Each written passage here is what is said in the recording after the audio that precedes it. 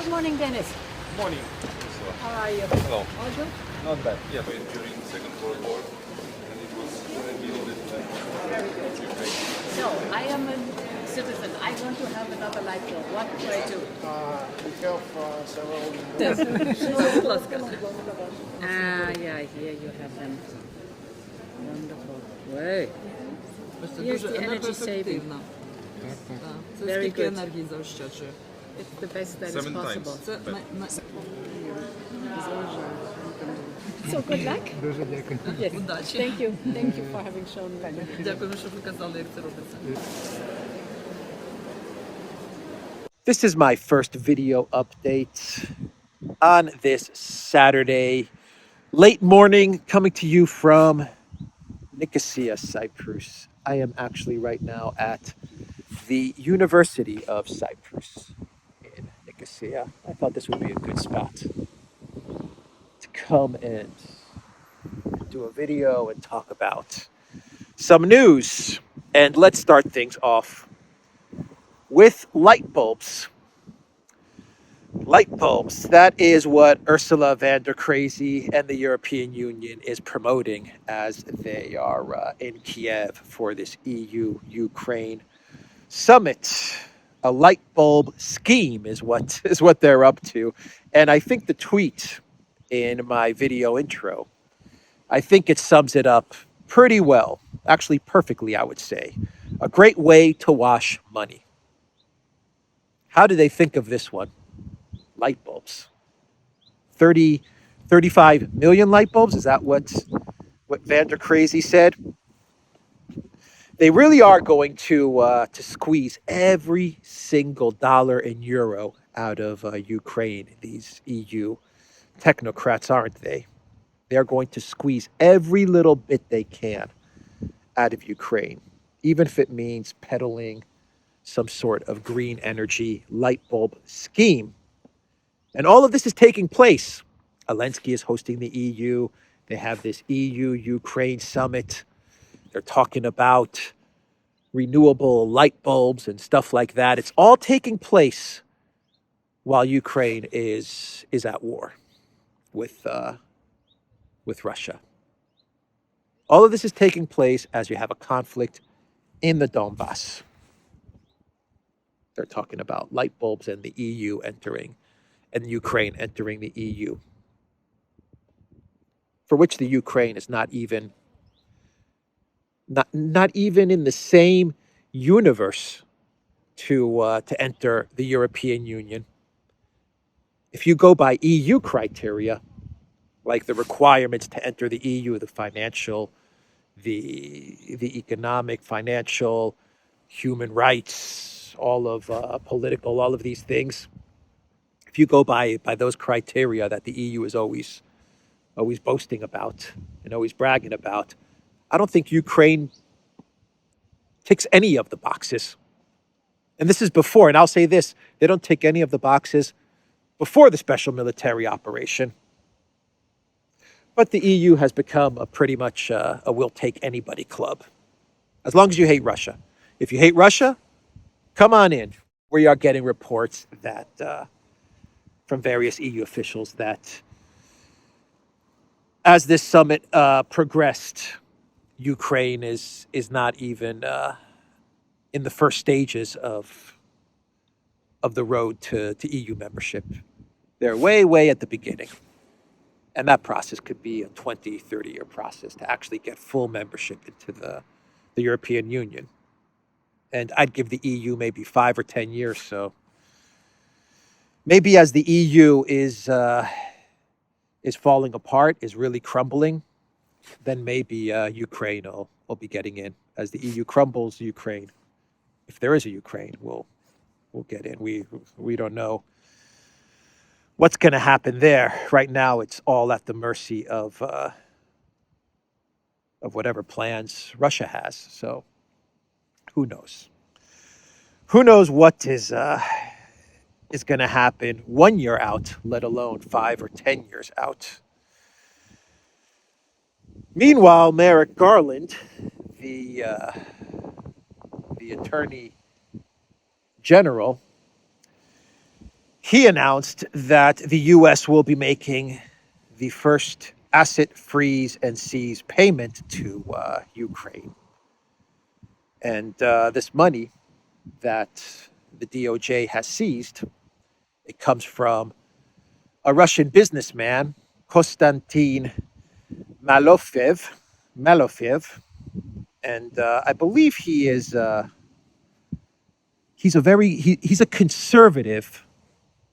conservative, like Orthodox oriented Russian businessman, if I'm not mistaken. And the U.S., the DOJ, they claim that they have seized 5.4 million of his assets. And according to Merrick Garland, these 5.4 million USD are going to be sent to the Zelensky regime. But for now, this money is with the Department of Justice, and it's kind of in a gray area, so to speak. It hasn't really made its way to Ukraine, and nor do we have any real indication how it's going to end up in the pockets of Zelensky just yet. So right now, this money was frozen. It's been seized now, and according to the DOJ, this will be the first money from the freeze and seize scheme. Say that quickly. The freeze and seize scheme. This is going to be the first funds that are going to come out of this scheme and be sent to Ukraine. So we're well on the way now to creating some sort of process at the DOJ where money can be frozen, taken, and then sent elsewhere. And this is the first 5.4 million. And I'm sure the DOJ and the Biden White House, they'll iron out whatever kinks there are in this freeze and seize scheme. And they'll make it into a very efficient process so that eventually they can go after your assets and everyone else's assets and find a way to send those assets to someone. Today it's Zelensky. Tomorrow it'll be somebody else's. So they've got that underway now. That process is now taking shape. Pretty scary stuff. Add on top of that central bank digital currencies, and I think we all know where this is going. Of course, other oligarchs and other countries that are not in the collective West are going to be looking at this saying, yeah, probably not a good idea to have assets in the United States. But anyway, this is what the Biden Department of Justice announced. So Politico, they ran a story, I believe on Thursday, and they're saying that the Biden White House is preparing to send 100 to 200 military contractors to Ukraine to help the Zelensky military maintain and fix up all of the equipment donated to Ukraine in order to fight Russia. Politico reported that former U.S. military officers and private entities are raising money to send Western maintenance personnel close to the front lines in Ukraine. The project, dubbed Trident Support and scheduled to launch in March, will involve the recruitment of 100 to 200 experienced contractors who would be deployed on the ground in Ukraine. These contractors are allegedly going to embed themselves with small units near the front lines and teach Ukrainian troops to repair their equipment without the need to send it out of the country all the way to Poland and Germany and places like this. And the article does mention that heavy maintenance, major maintenance, will probably not fall under this scheme, Trident Support, because that heavy maintenance is going to have to go all the way from the front lines, all the way west to Poland or Germany. But for other stuff, according to Politico, these 1 to 200 contractors, 1 to 200 now, but I imagine once this scheme gets rolling, we may be looking at thousands of contractors. They will be on the front lines, allegedly helping to repair and fix up all of the equipment donated to Ukraine. This really does sound like Vietnam, doesn't it? Mission creep. This is mission creep. It really, really does remind me of Vietnam contractors, starting with a couple of hundred. Before you know it, it'll be a couple of thousand. And then we have the long range missiles, these 150-kilometer GLSDB missiles that are going to be sent to Zelensky. And these missiles, according to a Pentagon spokesperson on Friday, these missiles that are being sent to Kiev absolutely are going to be used to strike at Crimea. As a matter of fact, the Pentagon said that these long range, actually not missiles, they're more like bombs. These long range glide bombs is what they're like. These weapons are to be used by Kiev as they see fit. They're going to decide how to use these new weapons, which, from what I understand, are going to be used by HIMAR launchers. That's how these things are going to get launched. And they have a range of 150 kilometers. And the Pentagon pretty much admitted that the purpose of these weapons is to strike at Crimea. But the New York Times, they are reporting that these weapons, these GLSDBs, may take several months to a year for the Ukraine military to learn how to fire these bombs, these rocket bombs. And the weapons, according to the New York Times, have not even been built. This is according to a New York Times report citing experts that they have interviewed. But if you're Russia, you can't really rely on these NYT reports, can you? You have to accept the fact that these weapons are on their way to Ukraine or are already in Ukraine, and they're already being prepared to hit at Crimea. So you have to just kind of operate from the assumption that these weapons are going to be used ASAP against Russia and against Crimea. And taking that fact into account, Dmitry Medvedev said this: Russia does not set itself any restrictions in the form of a response to attacks, depending on the nature of the threats. It is ready to use all types of weapons. The response in case of strikes on the Crimea and deep into Russia will be quick, tough, and convincing. Russia, depending on threats, is ready to use all types of weapons in accordance with its doctrines, including nuclear. In accordance with its doctrines, including nuclear. Medvedev is not saying that Russia is going to use nuclear weapons right away or anything like that. But like that, he is saying in accordance with Russia's military doctrines.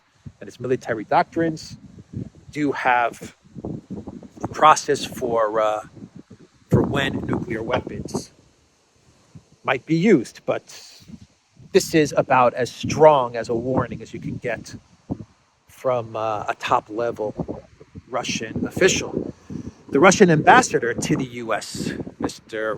Antonov, he said that Washington sees no boundaries in seeking to inflict a strategic defeat on Russia. The transfer of increasingly powerful weapons to the Kiev regime is a deliberate escalation of the conflict by the United States. Any attempt to harm the Russian Federation is doomed to failure. The sooner the United States realizes this, the sooner the conflict will end.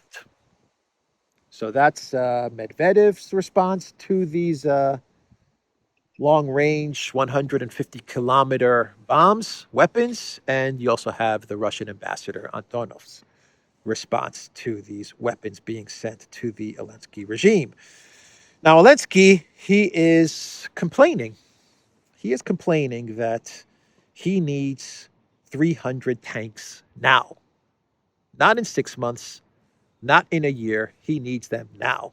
He needs them by, at a minimum, the springtime in order to launch a counteroffensive. And right now, according to Zelensky and his recent statements, he sees only about 70 to 80 Leopard tanks coming to Ukraine, Challenger Leopard tanks coming to Ukraine. And the Leopard tanks that are going to be going to Ukraine now are going to be Leopard 1 tanks, not Leopard 2, Leopard 1. And from what I understand, the armor on Leopard 1 tanks is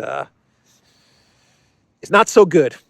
It is not so good, and the Russians are going to have a pretty easy time annihilating these Leopard 1 tanks. But at the moment, right away, that is what Zelensky is going to be getting, and he is very upset. He is complaining about this.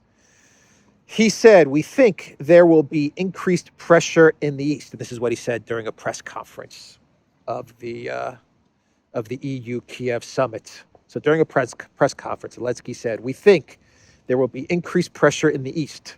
Russia wants revenge in the exact place where it previously failed. It wants to take the east." And Zelensky is referring to Kharkov and the great Ukraine victory in Kharkov and the Russian retreat from Kharkov, which was actually just the Russians pulling out of Kharkov because they saw no value in staying in Kharkov at the moment. At that moment, they saw no value in Kharkov. They saw that their lines were stretched pretty thin, and they said, "You know what? Let's move back to a better defensive line and let Ukraine take Kharkov for now." But that is the great Ukraine victory that Zelensky is referencing in this statement. He also said that our mission is to prevent that and hold them off until our enemy is equipped with adequate weapons. I think we have every chance of that. Ukrainians need to remember the motivation and spirit from the start of the conflict, Zelensky said. He also mentioned that right now, Ukraine feels like a country that is, and I quote, on vacation instead of war. So here you can see a lot of projection from Zelensky, right? Zelensky is saying that Russia wants revenge for what happened in Kharkov. Why would Russia want revenge for something that they did? I mean, they took the decision to pull out of Kharkov, like they took the decision to pull out of the part of Kherson, the 40% of Kherson. They made that decision because Russia, from the beginning of this conflict, has always stated that the goal of this conflict is not territory, it is to demilitarize and denazify Ukraine. Territory is third, fourth on the list. So Russia took the decision, they took the decision to leave Kharkov. Why would they want revenge? What you're seeing is projection from Zelensky. When he means that Russia wants to take revenge, he means that Zelensky, the actor, the clown puppet actor who has all of these strange quirks and personality defects and complexes, this guy with all the psychological problems that he probably has, I assume he has, he wants revenge. He wants to take revenge on Russia. Pure projection from Zelensky. That's all the statement is. And of course, he wants more money and more weapons. For which I say, you know what, Zelensky? You have something like, last I saw from the Panama Papers, this is way back in like 2000, 18, 19, 20? Last I saw, you have something like 600 million or 700 million dollars and something like 20 homes, 25 homes, including a really nice mansion in Italy and a bunch of homes in the UK. Why don't you get the ball rolling with additional money for Ukraine in order to fund this counteroffensive? Maybe purchase some tanks. Why don't you get the ball rolling with your own funds? Has anyone ever asked Zelensky to put up his own money to keep the escalation going? He's got enough of it. Put up half of the money that you have, Zelensky, half of it. Put up 400 million, and I'm sure it's more. He has a lot more than 700 million now. I'm sure he probably has 4 or 5 times that money, given all of the weapons and donations that he's received and the crypto that he's received. Something like 100 or 150 million just in crypto donations is what the Zelensky government has received. So I'm sure he has a whole lot more than just 600 or 700 million. But why don't you get the ball rolling and put up 300 million towards the war effort? If Zelensky really believes, deep down in his heart of hearts, if he really believes that Ukraine is going to win this conflict, is going to take back the Donbass, is going to take back Crimea, then putting up 300 million of his own money seems like a damn good investment, because you'll probably make 10, 20x of that money back once Ukraine gets all of the Donbass, all of Crimea, gets all of the money for reconstruction. Once Ukraine gets all this money from the victory, Zelensky, you're sitting pretty. The seized assets. How come he doesn't put up his money? Just a thought. Anyway, maybe Zelensky should buy some spy balloons. Maybe he should buy some spy balloons. It seems that spy balloons are getting a lot of attention these days.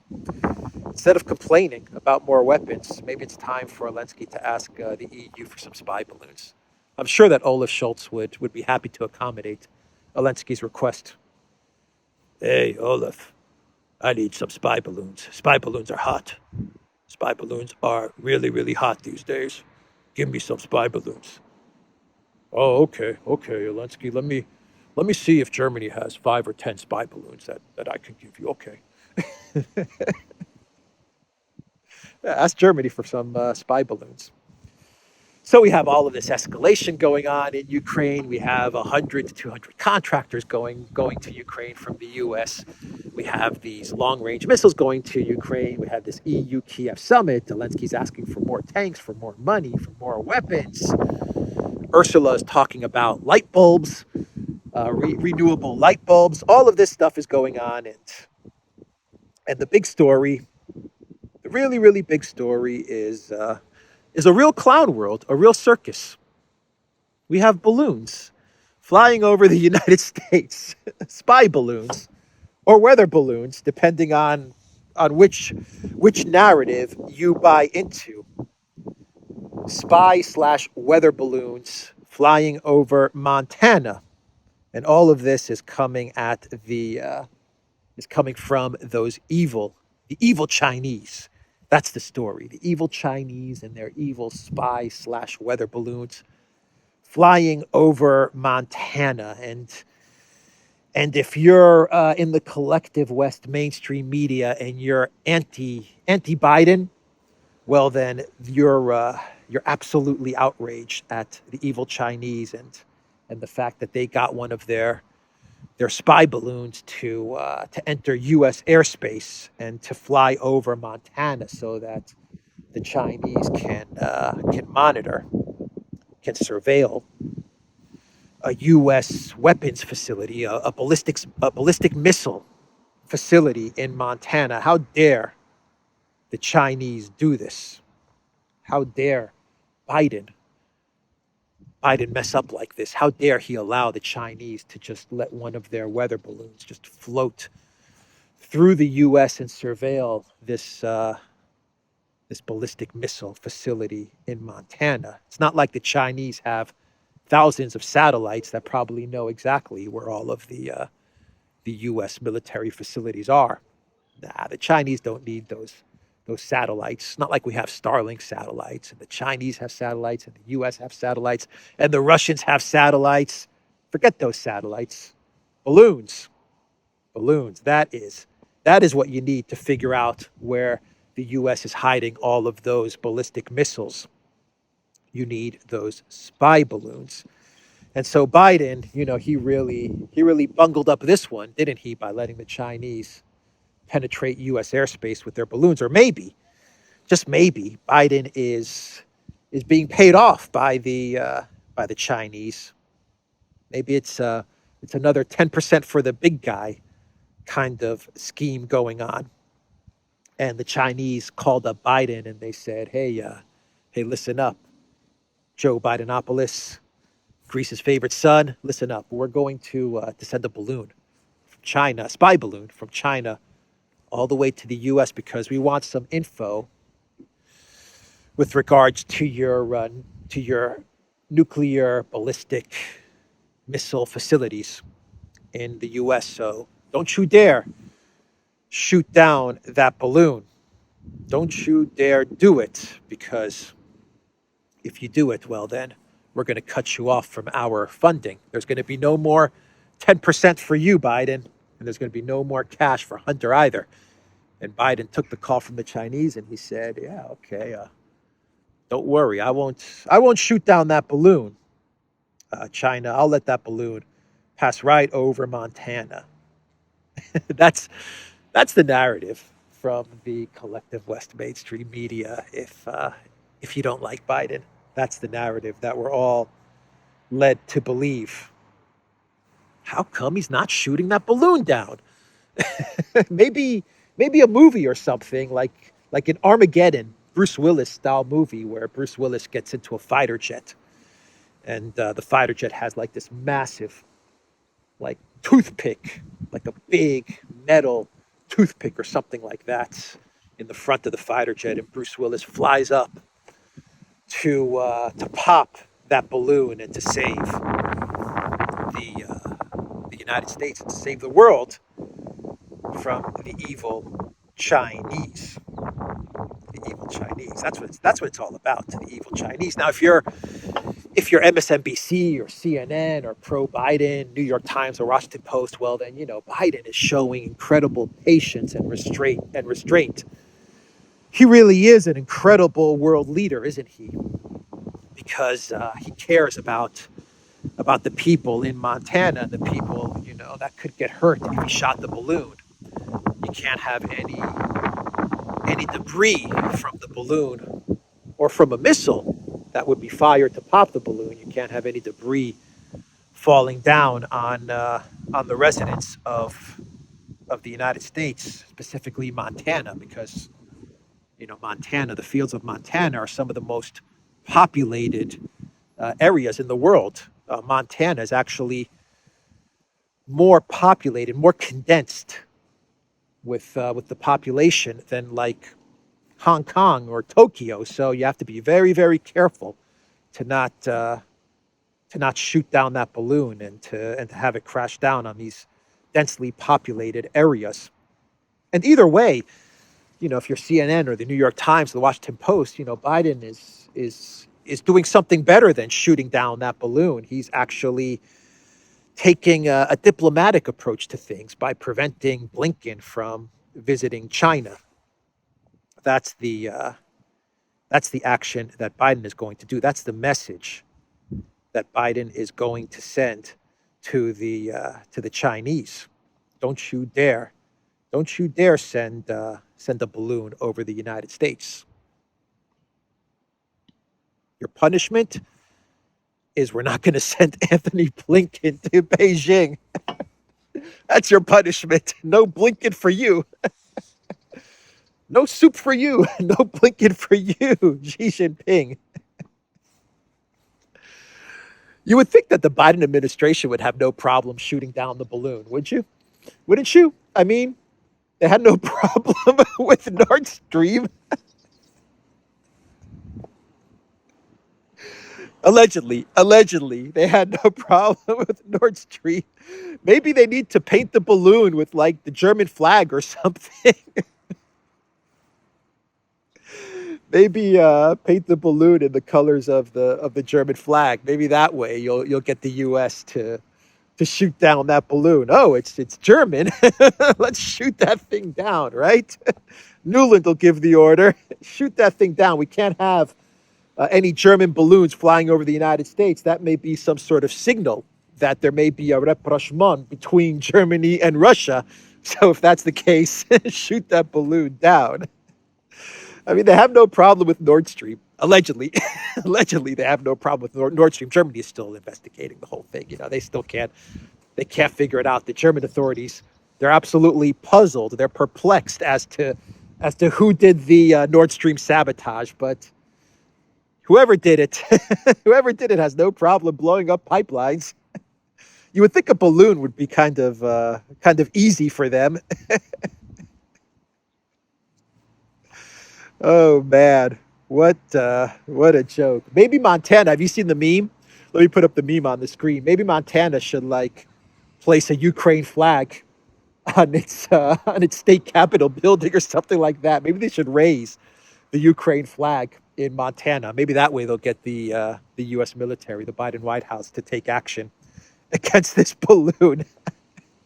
The memes that are coming out with this whole balloon incident are just absolutely incredible. They really are incredible. So yeah, if you're CNN or MSNBC, you know, Biden is showing great restraint here. He is showing great restraint and patience and just real leadership in dealing with this whole Chinese spy balloon thing. Those evil Chinese, huh? Something has to be done about those evil Chinese. It doesn't matter if you're right, left, center, pro-Biden, anti-Biden.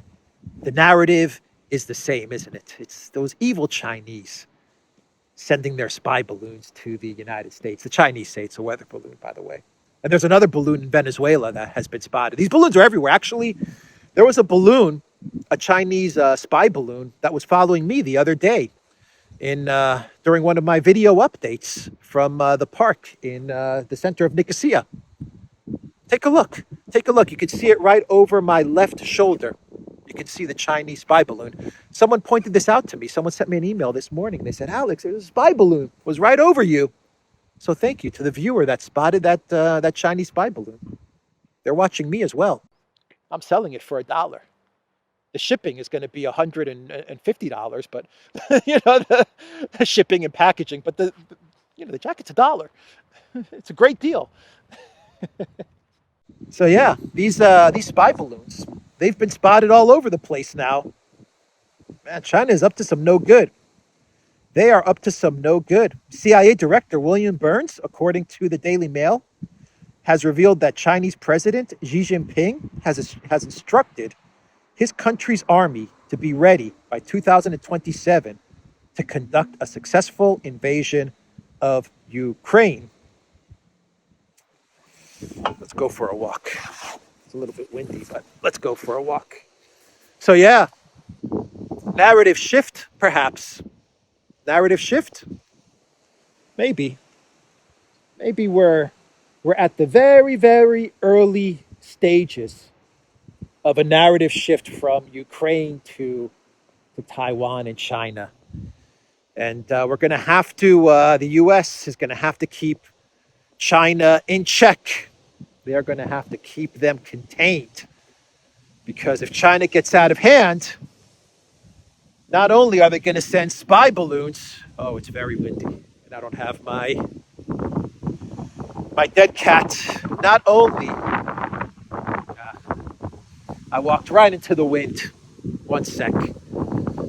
Stick with me 1 sec. We'll find a place that's less windy. And I'll try to remember what I was saying so I can wrap up the video.